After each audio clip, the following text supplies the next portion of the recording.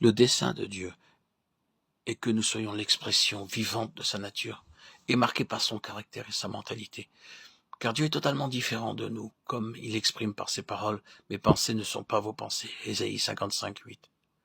Jésus n'agissait jamais à la manière des hommes, en raison de cette haute nature qui habitait en lui. Voyez Marc 7, 31-33 et 8, 22-23, avec le sourd-muet et l'aveugle.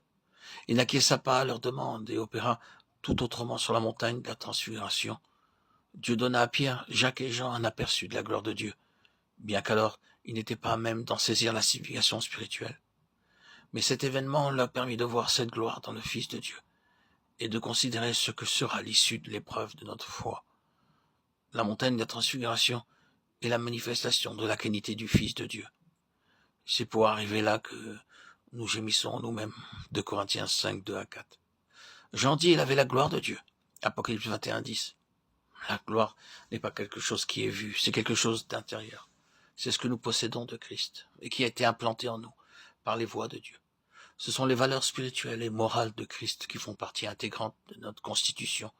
Elle est toujours la fin d'une histoire, quand tout a été accompli, sous le gouvernement des cieux, que la pensée pleine et entière de Dieu a été réalisée, le modèle révélé, obtenu.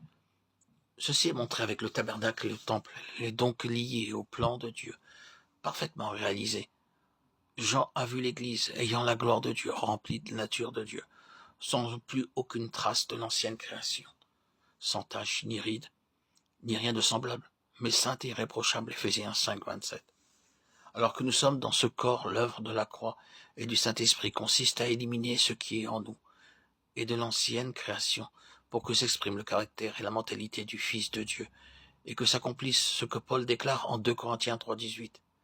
Et nous sommes transformés de gloire en gloire par l'Esprit du Seigneur. Ainsi Dieu, en nous faisant participants de sa nature, nous fait aussi participants de sa gloire. 1 Pierre 5, 1. Pendant bien longtemps, nous ne savons pas ce qu'est la gloire. Nous ne comprenons pas ce mot. Nous y pensons en termes de bénédiction.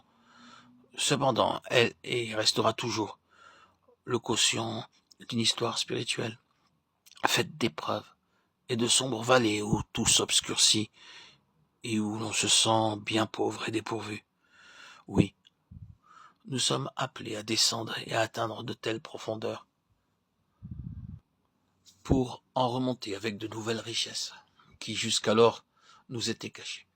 C'est ainsi que les valeurs de nature de cette vie nous constituent selon lui-même et font de nous des économes pour sa maison. 1 Corinthiens 4, 1, 2.